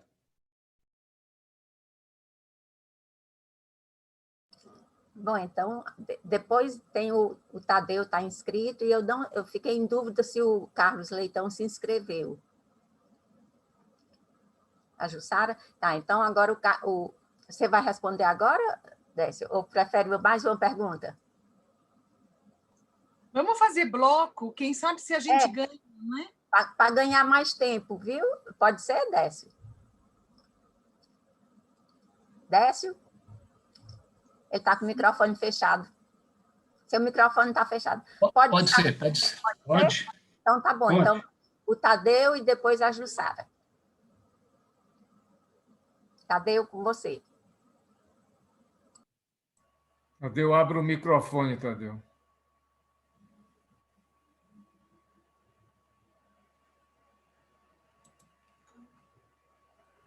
E agora, estão me ouvindo? Sim. Ótimo, já melhorou bastante. A primeira coisa, professor, é de agradecer por uma exposição tão abrangente, na abrangência sendo clara e na clareza sendo problemática. Eu lhe congratulo, lhe dou os parabéns, porque realmente o que o senhor cobriu em matéria de ideias, em matéria de história religiosa católica foi imensa. Eu fiquei muito impressionado. Eu queria lhe explicar, professor, que eu sou uma voz um pouco diferente no grupo, porque eu sou um ateu, eu não sou um religioso. Então, o senhor vai ter que, vamos dizer, interpretar as minhas formulações como uma visão muito, muito particular, muito pessoal e muito minoritária, não só no grupo, como na sociedade e no mundo em geral. O senhor falou na conotação dos termos, e eu penso que eu vou fazer algumas observações para o senhor eventualmente pensar a respeito, mas não precisa nem mesmo responder. Se quiser responder, ficaria encantado. Eu penso que o senhor trabalha com algumas categorias que ficam muito ambíguas. O senhor trabalha com tradicionalismo, o senhor trabalha com conservadorismo, e o senhor joga certos fenômenos como ou tradicionais, ou na linha do tradicionalismo, ou na linha do conservadorismo, quando, na minha visão, na minha modesta visão, que eu não sou um especialista, não conheço nada de teologia, historicamente, são visões reacionárias. Quer dizer, quando a gente fala, né, o senhor chegou a falar, né, em Plínio Salgado, nos outros Plínios, como conservadores tradicionais, havia no Plínio Salgado um fascismo escancarado. Nos outros, talvez um fascismo um pouco mais contido. Mas de colocar esse tipo de visão, seja como tradicional, seja como conservadora, me parece forçar um pouco a mão das conotações dos termos. Há um tema que o senhor tocou que me pareceu interessantíssimo, porque é o das devoções mágicas. Mas eu creio que as devoções mágicas são fenômenos muito mais abrangentes do que simplesmente fenômenos tradicionalistas ou conservadores na sua formulação de ambos os termos, né? Eu creio que as devoções mágicas no catolicismo, em especial no catolicismo popular, elas são transversais, elas passam por tudo. Você vai encontrar cristãos católicos de esquerda e que têm devoções mágicas, né? E a própria visão do Deus, um Deus ao qual você pode, singularmente, eu, Tadeu, pedir ao Deus um X que me ajude a passar um momento de sofrimento, que me console, que me isso, que me aquilo, isso, para mim, faz parte da noção de devoções mágicas. Isso é uma outra observação. O senhor fala de uma geopolítica conservadora. Eu tenho dificuldades com esses termos, porque os famosos conservadores, primeiro, que são geralmente americanos, e as suas sequelas no mundo inteiro, os geopolíticos conservadores, eles não se veem como conservadores. Eles, quando se colocavam nos Estados Unidos como neoconservadores, eles, na verdade, se viam como revolucionários. Revolucionários numa determinada tradição, seja ela uma tradição real, seja ela uma tradição inventada. Então, a geopolítica conservadora é a geopolítica que, na verdade, é uma geopolítica de intervenção global e de controle global e de utilizar todas as forças de um Estado imperial, de um império, para organizar o mundo à sua semelhança, né? Então, eu acho que aí a sua categoria também de geopolítica conservadora mereceria, quem sabe, um refinamento, talvez, né? E saindo dessa área tão elaborada e tão abstrata, e indo aqui no momento no Brasil mais me interessaria, eu queria que o senhor pudesse dizer a diferença, para mim, entre o que o senhor chamou os tradicionalistas católicos e os católicos tradicionais. Essa diferenciação me parece que é muito importante. E, sobretudo, se os católicos tradicionais têm afinidades eletivas, o senhor se referiu, né, ao Weber, entre os católicos tradicionais, eles teriam afinidades eletivas mais fortes quando deixam de ser não entidades, quando se decidam por fazer algo, se eles teriam afinidades mais fortes com os tradicionalistas católicos ou com digamos, usemos uma expressão vaga também, uma esquerda católica. Basicamente, serão essas minhas observações, mas encerro lhe renovando a minha admiração pela sua explanação, que é fascinante. Muito obrigado. Podemos conversar, não é? Acho. Depois tem a Jussara inscrita, não sei se na fala da Jussara, se alguém ainda quiser se inscrever, para a gente já ir caminhando para o final, né? Pode usar a palavra. Pode ser, né? Olha, eu acho que essa pergunta, assim, que é mais prospectiva, difícil, né? Então, internamente na Igreja Católica, eu acho que a prospectiva se relaciona muito a Francisco. Eu entendo que o Papa Francisco ele é uma retomada do projeto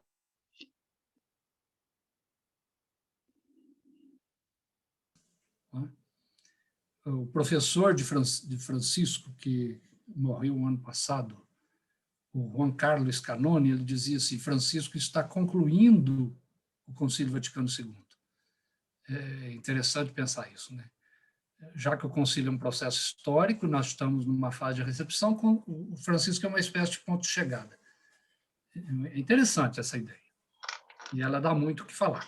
Então, Francisco seria uma espécie de conclusão do Concílio Vaticano II. Eu acho que a pergunta, ela passa um pouco por aí.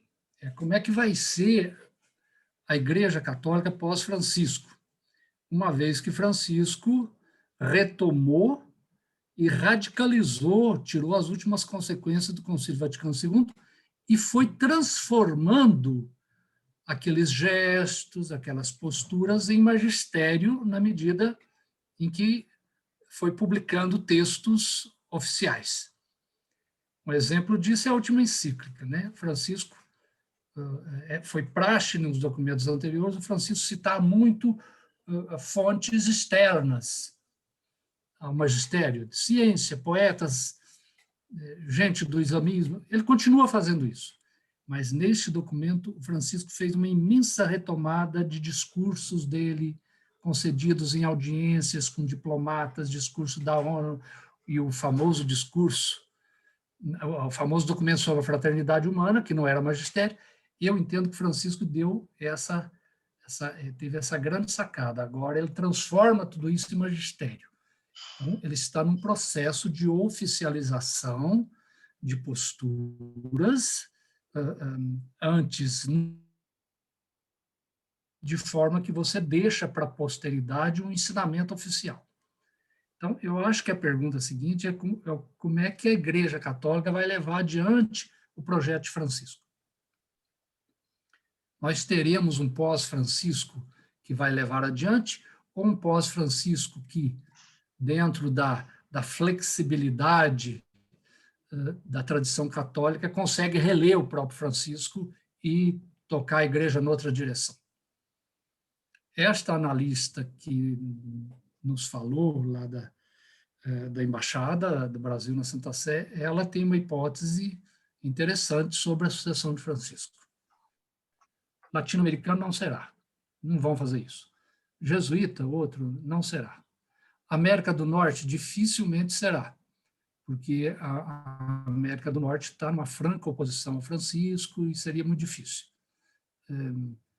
A Alemanha, muito difícil. A Alemanha tem puxado a ideia da igreja de saída, a questão moral, a questão de LGBT, então acha que é uma dose muito forte, não viria também. Provavelmente vai sair alguém da Ásia na análise dela.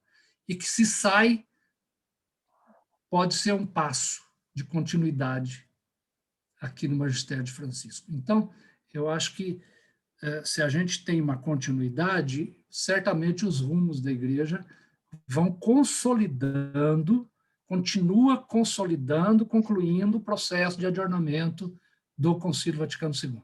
Se for no asiático, a questão da religião, do pluralismo religioso, vai emergir com muita força, o que já está presente agora na última encíclica do Papa Francisco. Então, eu acho que essa é uma maneira. Eu acho que esse projeto tradicionalista, afinado com os grupos conservadores políticos, ele vai sobreviver? Eu acho que nós estamos vivendo uma fase de desconstrução desde a eleição do Biden. Eu não sou nenhum ingênuo, nenhum entusiasta de que o Biden vai mudar a hegemonia norte-americana. Não. Mas o Biden, não há dúvida nenhuma de que, em termos de orientação do trumpismo, ele significa, sim, a abertura de uma fase nova e que afeta a Europa, e, no meu modo de ver, já está afetando aqui. Eu acho que os últimos fatos que vêm acontecendo no Brasil têm, sim, reflexos diretos ou indiretos, conscientes ou inconscientes, há que analisar tudo isso, do que tem acontecido a partir dos Estados Unidos, enfim. Eu acho que, do ponto de vista político, eu não acredito numa sobrevivência ou numa expansão com aquele fôlego que vinha nos últimos tempos, nos últimos anos. E também dá uma olhada para a América Latina, né?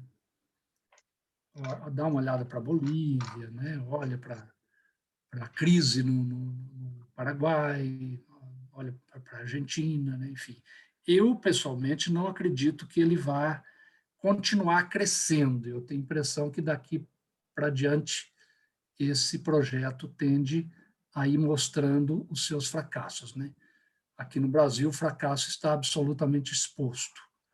A Carta dos Banqueiros, eu acho que é um grande divisor de águas, histórico aqui no Brasil. Também não sou bobo de acreditar que banqueiro agora tem consciência social, nada. Mas que aquela carta ela é um marco. Então, eu tenho a impressão que vai dando sinais de fracasso. E de forma que vamos ver o pós-pandemia, como é que fica. A pandemia também precipitou aí uma série de mudanças, de dogmas, né? De dogmas neoliberais, por exemplo, né? A pandemia botou no chão. Nós vimos os grandes profetas do neoliberalismo convidando o Estado a intervir urgentemente, porque senão as economias iam falir, etc. Então, enfim, eu acho que a gente caminha para uma fase de revisão. Se vai ser melhor ou pior, eu não sei. Muito bem. Sobre os termos, é assim, é óbvio, Valadares, que a gente sempre pode escorregar aqui nas categorias. Eu tentei fazer isto definindo alguns termos aqui no livro. Eu botei uma letra aqui chamada definições.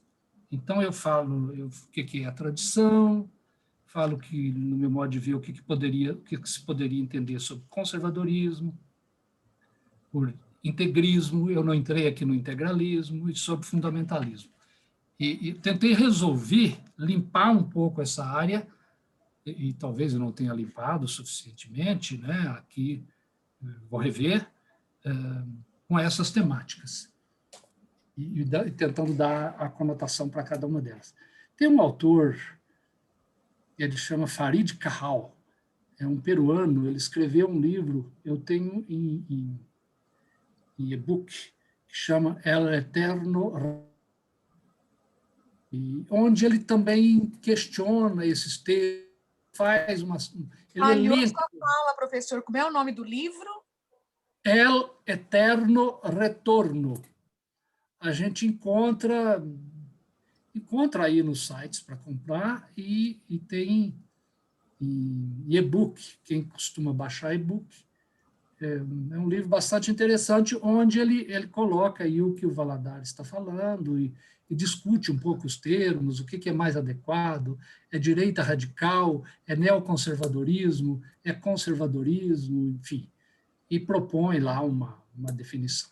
Agora, é óbvio que essas categorias elas são sempre sujeitas às definições, e fica muito em função daquilo que eu adotei como definição e operacionalizei como definição. Pode ser mais coerente ou menos incoerente, né? Eu vou propor aí reexaminar, de fato, essas temáticas. Ok. Carlos, você se inscreveu? Eu tive a impressão de ver sua mão levantada. Carlos Leitão. Com a palavra a Jussara, enquanto ele responde. Não, Socorro, eu não levantei minha mão. Tá, obrigada. Então, Jussara, é com você. Se alguém ainda quiser se inscrever. Boa noite para todos e boa noite, professor. Foi ótimo ouvir o senhor, apesar da minha imagem aqui de internet toda hora quase congelar. Difícil falar depois de Gilberto e Tadeu, né? Nossos intelectuais. Mas eu quero fazer duas perguntas, professor, especificamente. Uma, você fala assim, o protestantismo, esse movimento católico não sei como classificar, que é mais do Canção Nova, esse pessoal, né, que tudo eles taxam de comunista,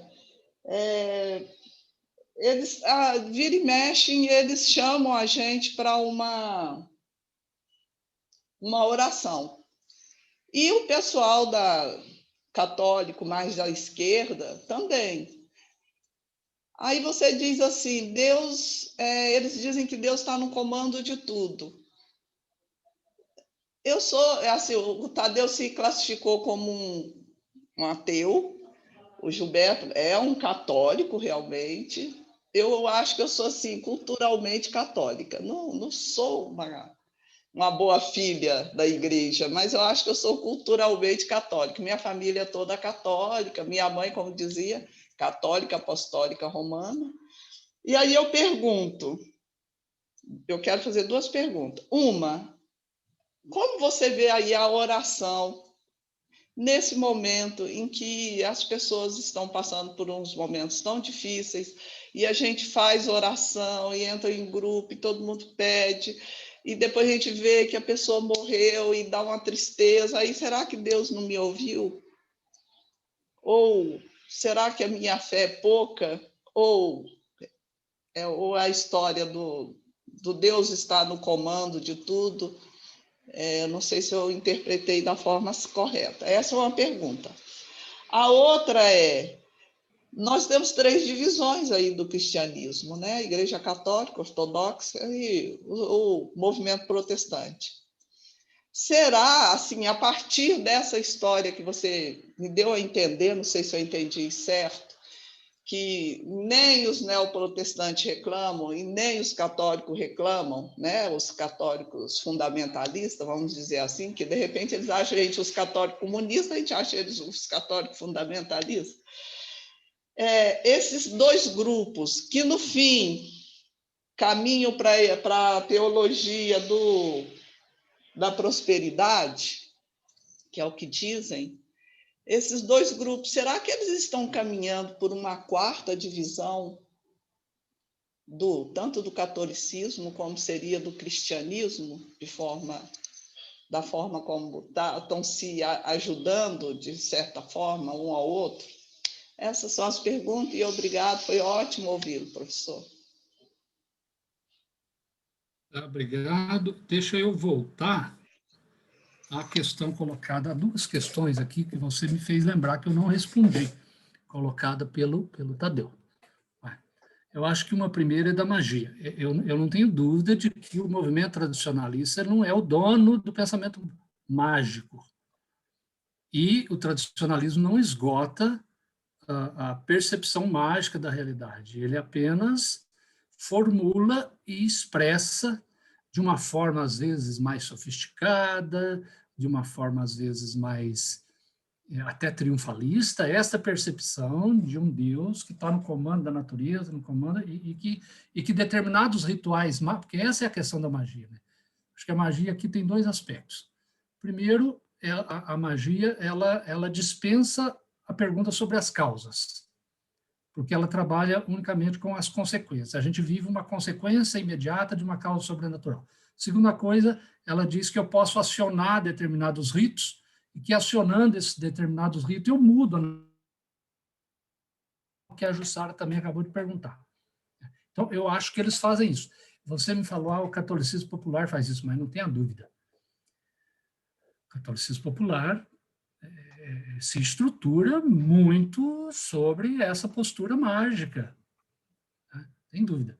Até porque haveria aqui que perguntar qual que é a relação entre o tradicionalismo católico e o catolicismo popular. Tem uma relação muito direta. Eu entendo que o catolicismo popular, Pedro Ribeiro, Eduardo Horner, os grandes especialistas de catolicismo popular já disseram isso. O catolicismo popular é uma formulação local, com raízes ibéricas, com culturas locais, indígenas e também africanas, mas que reproduz fragmentos, pega pedaços do catolicismo tradicional. há uma espécie de circularidade que se dá entre os discursos católicos tradicionais com as representações e as práticas do catolicismo popular. O Gramsci faz uma definição de cultura popular muito interessante. Ele diz que a cultura popular ela é feita de restos do passado e de pedaços da cultura dominante. Vamos traduzir isso para o catolicismo popular. Restos da tradição católica e pedaços dos discursos que o leigo escuta, do clero, enfim. Então, é esse processo eclético, sincrético, e onde o elemento tradicionalista está muito forte, está muito presente. Não é? Bom, eu acho que essa é um pouco essa ideia. Aí você usou um conceito de católicos tradicionais. Acho até que eu não utilizei, mas eu entendi. Que haveria, então, dentro da Igreja Católica, digamos, aqueles católicos integrados no clero, de uma forma geral, nos movimentos que seria uma espécie de tradição mais legítima. Qual que é a relação deles? Eu acho que a relação deles é exatamente numa mentalidade pré-conciliar. Ambos bebem de uma mentalidade pré-conciliar, de uma visão de igreja pré-conciliar, de uma visão de moral pré-conciliar, hoje muito em alta, muito em alta. Eu acho que o Francisco rompeu com o paradigma moral na Amoris Laetitia, mas ninguém tirou as consequências disso até agora, ninguém. Eu estou com um orientando que está trabalhando a presença de grupos de LGBT dentro da Igreja Católica, e uma tarefa que eu dei a ele é que a gente reconstitua qual é o paradigma moral agora de Francisco a partir da Amoris Laetitia. Ninguém quis fazer isso, porque continuou com a moral da lei natural, essa bendita, né? Aqui é um eterno retorno à lei natural. E não admite outra maneira antropocêntrica, antropológica de pensar a questão moral. O que o Concílio Vaticano II fez, dos números 49 a 52 da Gaudium et Spes. Está lá. Lá tem um outro paradigma, que rompeu com o paradigma da lei natural. Francisco também rompe na Amoris Laetitia.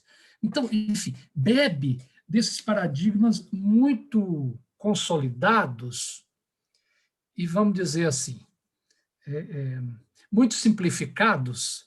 Hannah Arendt diz que ideologia é você transformar uma ideia complicada, complexa, em uma ideia simples. É isso. Ideias muito simples que resolvem o meu problema numa afirmação, numa condenação, numa formulação, e é mais cômodo trabalhar com isso do que você trabalhar com o referencial que entende que a tradição é atualização, é renovação, que a história exige o meu discernimento, dia a dia, método conciliar. A história exige o nosso discernimento. Então, é muito mais fácil dizer que a história tem um percurso já pronto, que as soluções já estão prontas, que tem um Deus todo-poderoso que tudo resolve e que basta acionar. Então, chegamos aqui na oração da Jussara. Eu acho que tem uma maneira de rezar que toma conta, sim, das religiões de uma forma geral. Aqui, Tadeu Valadares. Das religiões de uma forma geral. Que é esse que entende que Deus é uma espécie de Zeus grego, que comanda tudo. Comanda a natureza, comanda a história, comanda a minha vida, comanda a pandemia, comanda o câncer, e aí eu faço a promessa, e aí eu rezo. Então, a oração acaba sendo uma espécie de canal de intervenção na natureza e na história. Tem um livro muito interessante de um teólogo galego chamado Queiruga, o Padre Hernando conhece ele, Torres Queiruga, que chama Fim do Cristianismo Pré-Moderno. Eu quero reler esse livro, não tive tempo, né? E lá ele tem um capítulo sobre oração. E coloca esse problema, exatamente o problema que você está colocando, Jussara. Oração é para a gente interferir na natureza e mudar? É para a gente mudar o curso da história? Os pentecostais trabalham com esse paradigma. Os tradicionalistas também trabalham com esse paradigma. Voltamos aqui à tecla da visão mágica. Eu acho que isso tudo é percepção mágica. Então, o que é oração? O que é? Você falou, aí, como é que a gente reza, então? Ali o Queiruga tem uma percepção. Quer dizer, a primeira coisa, a oração, é a atitude do fiel que se coloca perante o absoluto, perante o Criador. Eu sou limitado, eu sou pó, e eu, sim, me apresento como alguém que é limitado perante uma história que tem uma lei, que tem um ritmo, que tem uma dinâmica. E dentro dessa história, enquanto um ser contingente, eu me reconheço contingente e me coloco diante do Criador. Segunda coisa, eu rezo, enquanto eu estou rezando, eu acho, sim, uma perspectiva para a minha ação livre. Rezar é assumir-se como contingente, porém como livre e capaz de ação. E capaz de interpretação. E capaz de tecer uma perspectiva que me arranque para além das crises, que me ajude a caminhar, que me ajude a levantar a cabeça, que me ajude a olhar para frente. Quer dizer, é preciso recuperar essa dimensão da oração para que a oração não fique mágico, né? Eu rezo, mas aí morreu, estava rezando e morreu de Covid. E celebrou 10 missas e morreu de Covid. E aí?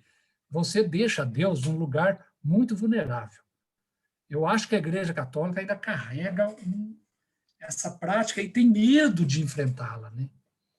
A Igreja Católica ainda carrega, viu, Tadeu, aí os tradicionais, carrega essa perspectiva muito tradicional de oração, né? O Guéchet, Adolphe Guéchet, tem um livro interessante chamado O Mal. E aí coloca essa questão. Como é que a gente fica perante o mal? A pandemia, a dor, a morte doente, que eu fico? Como é que eu fico com Deus? E aí ele faz uma tipologia interessante. Como é que eu me posiciono perante Deus? Uma primeira posição é dizer assim, não, Deus não tem nada a ver com isso. Dos filósofos. Vem lá do dilema de Epicuro. Se Deus é bom, se ele é todo-poderoso, por que existe o mal? Aí, todo o trabalho dos filósofos foi para inocentar Deus. Tira Deus do mal e deixa o mal como um problema aqui de baixo. Aí pode ser mal natural, pode ser mal moral, a famosa classificação de Santo Agostinho, etc., mas Deus não tem nada a ver. Ele está fora. Como diz o povo, me inclui fora disso. É esse que isenta Deus. Deus não tem nada a ver com o mal. Ele diz, mas tem outras posturas. Eu não vou lembrar aqui toda a tipologia dele, né? Algumas. Tem outra postura, que é quando eu estou dentro de uma situação de mal, é eu brigar. Ele diz, o grito do ateu que xinga Deus, que briga com Deus, e diz, por que você fez isso comigo? O que eu fiz? Ele diz, é muito mais autêntica do que aquela filosófica que isenta Deus e deixa dele de fora disso. Então tem essa postura. Quem é que nunca viu em alguma situação de morte alguém que, recentemente aqui na PUC, eu encontrei uma mulher, ela falou, olha, você que lida com teologia, eu estou de mal com Deus, eu estou brigando com ele. Que mania é essa? Por quê? Que teve um acidente na Fernão Dias e a minha neta morreu, só ela morreu. Por quê? Por que só ela morreu? Enfim. Então é essa postura de brigar. Ele diz, tem a quarta postura, que é do Jó. Não deixa de ser a da briga, mas é aquele que chama Deus para uma conversa. Ele diz, olha aí, vamos ver. Deixa eu colocar aqui a minha causa. Tudo isso é projeção? É óbvio que é. É óbvio. A gente está aqui... O Feuerbach ia dizer assim, isso aqui é tudo projeção da situação. Não, mas tem outra maneira da gente lidar com... Nós somos limitados. Não há outra maneira de lidar com o divino, a não ser projetando e fazendo analogias. Aliás, a teologia mais clássica medieval reconhecia isso. Né? Agora ele diz, olha, tem uma outra maneira, que é a maneira cristã, que é você encontrar Deus dentro do sofrimento. É o da cruz. É o Deus que morre com o crucificado. E lá, de dentro do sofrimento, eu dialogo com um Deus que sofre comigo, que está comigo no sofrimento, e eu falo com ele. Quer dizer, essa tipologia, ela pode ajudar a gente a pensar um pouco no momento da oração, né? Com qual tipologia eu estou operando, de que jeito. Enfim. O segundo livrinho que eu escrevi sobre a pandemia, as irmãs encomendaram, eu fiz, aí teve muito acesso e tal, aí falaram, faz um segundo agora. A gente achava que a pandemia estava passando, né? Não tinha nem começado ainda, né? Aí eu fiz um e trabalhei, eu chamei o livro Deus e as Nossas Dores. O último capítulo, eu tento fazer uma leitura de como é que Jesus se relacionou com o mal, qual é a postura de Jesus perante o mal. Então, é essa ideia de um Deus sujo, que está dentro da morte, que desce à mansão dos mortos, que morre na cruz.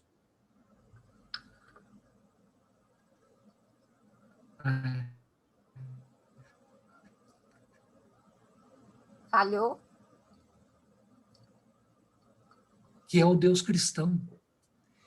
Tem um grande livro que eu acho que agora, nesses tempos de Pantocrator, a gente deveria resgatar. O Padre Hernando conhece também.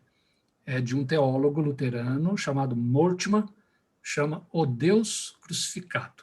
Esse livro influenciou muitos teólogos da libertação da América Latina, sobretudo o Bolsonaro. Né? O livro não tem meias palavras, não. O livro chama O Deus Crucificado. Qual é a ideia? A cruz matou o Todo-Poderoso e fez emergir o Todo-Amoroso, empático, solidário, que chora comigo, que sofre comigo, e por isso eu posso falar com ele enquanto vivo o mal, o sofrimento. Enfim, gente, são ideias muito rápidas, fica tudo meio solto aqui, mas não tem jeito de avançar muito além disso. Pediria para repetir o nome do livro, das tipologias que você se referiu. Tipologias de oração. Adolphe, com PH, Adolfo Guéchet.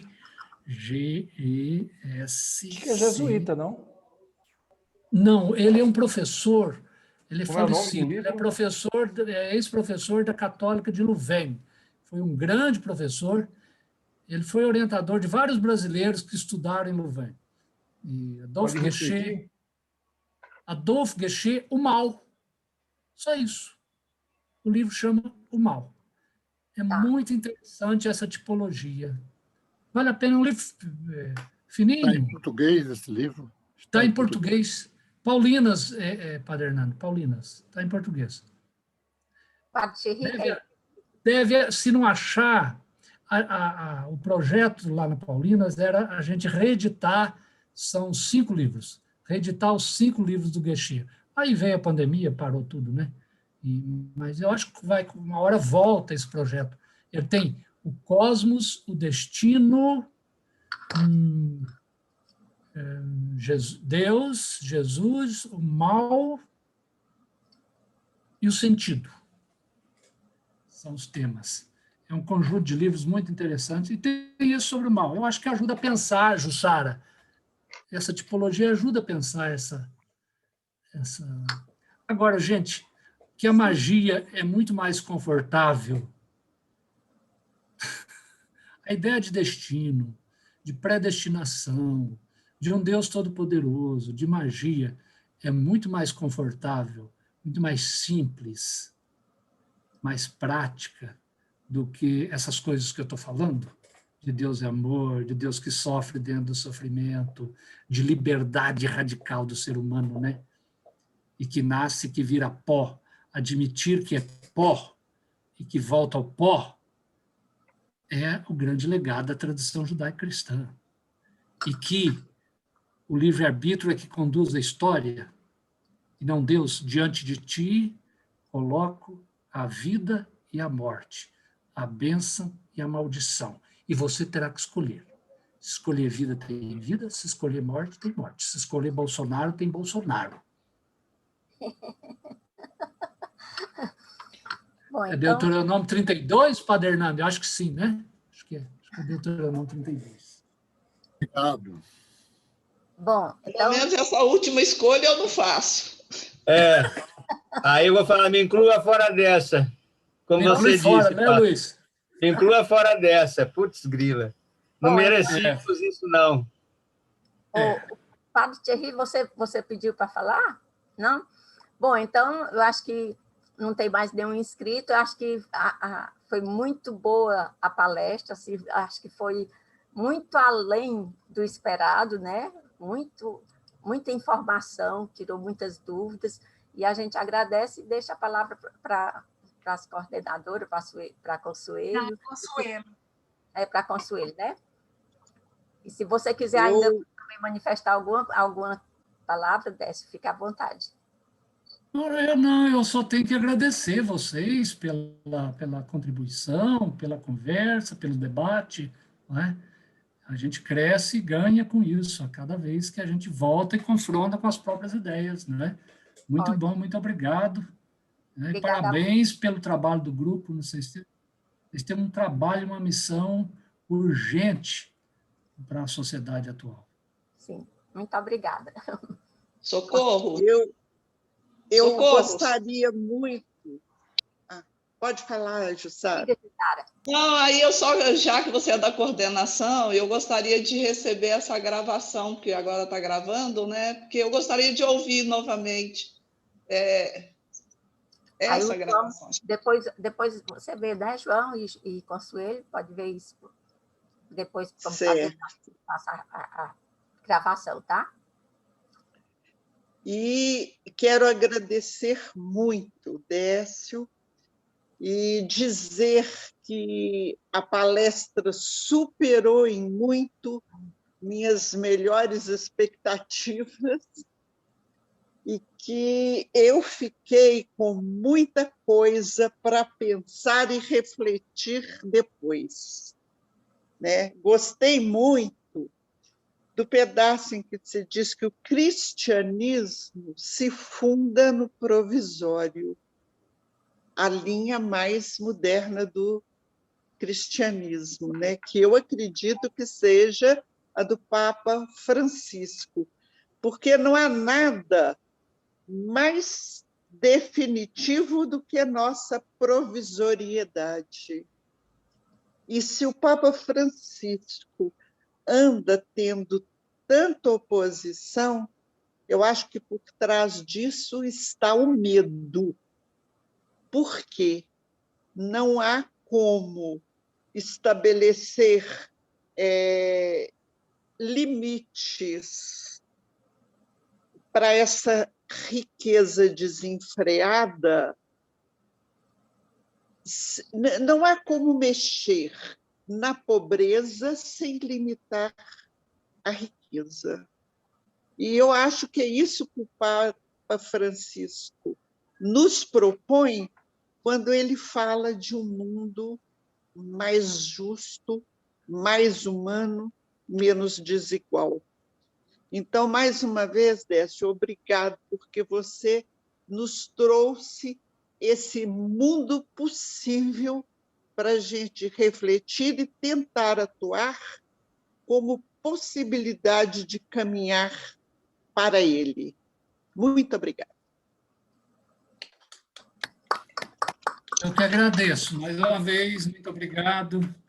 Padre Hernando, um abraço. Obrigado. Um abraço, Décio. Obrigada a todos. Obrigado. Boa noite a todos. Muito obrigada. Obrigada. Glauco, que saiu, e a todas e todos.